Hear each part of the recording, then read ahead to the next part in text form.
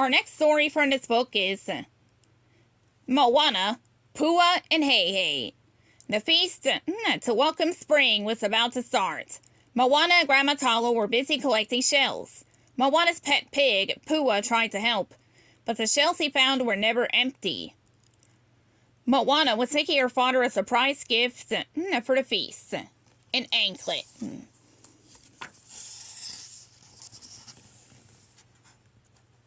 Moana strung a final shell onto the anklet, finishing it. Just then, Heihei, the foolish village rooster, ran by them wearing a part of a coconut on his head. "Silly Heihei," Moana said, removing the coconut. Heihei turned and started pecking at Grandma's feet. "You've no more brains than a grain of sand," said Grandma, shooing him away, but he just started pecking the sand instead. In the village, preparations for the feast had begun.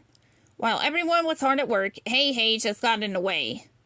Men were busy building, the umu, an underground oven.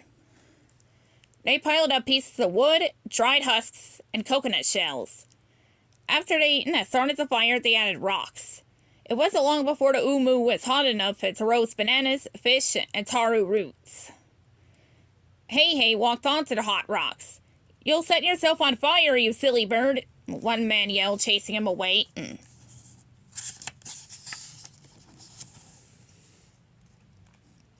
Heihei ran away and sat on a partially finished platter woven from pandan leaves. His tiny foot got trapped, but he didn't even notice as he dragged the large platter behind him. Grandma Tala tried to catch him, but as she reached for him, she slipped on the platter. Fortunately, Moana was there to catch her.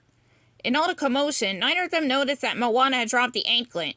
It landed around Heihei's neck, and he dashed away. "That is it," Grandma Tala said. She wasn't giving up. She grabbed a hand-woven leaf basket and in one fell swoop trapped Heihei and cinched the basket shut. He hadn't seen her coming. He was too busy pecking at a rock. But Grandma had been so focused on catching the rooster that she hadn't seen the anklet around his neck. But Moana had just realized the anklet was missing. "Oh no," she said. Just then Pua spotted the basket. He saw Heihei's beak sticking out between the gaps in the woven leaves. When he looked closer, Pua noticed the anklet around the rooster's neck. He was determined to retrieve it for Moana. But first, Pua had to open the basket. He rolled it over and over, but that didn't work. Then Pua put the basket on top of a stick. He jumped on the stick and sent the basket flying. It fell to the ground but was still tightly shut. He had to think of another idea. On the ground, Pua saw a long vine. He picked it up and trotted it back to the basket. Pua looped the vine around the basket and dragged it along, running as fast as he could. Heihei's legs had slipped out, and he ran to keep up.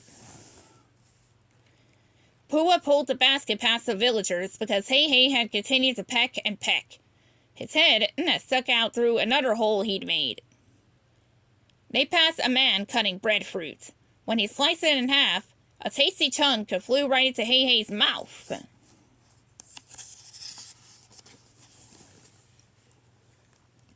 When Pua heard the music, he knew the feast was about to begin.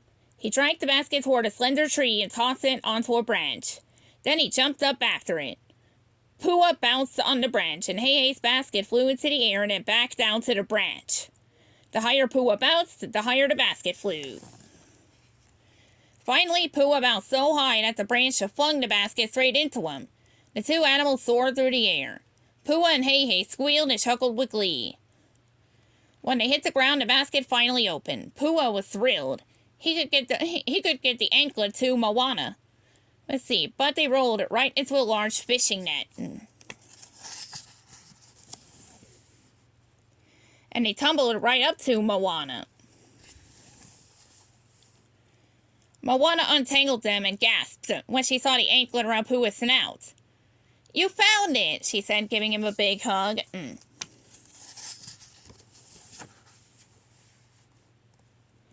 Later that evening, Moana gave Chief Tui the anklet. I love it, he said, as Moana and her father hugged that Pua heard a strange sound. It was heihei. He couldn't cluck because his beak was buried in a piece of driftwood, and he got tangled up in pieces of the basket again. Fortunately, Pua was ready to help him again. The end.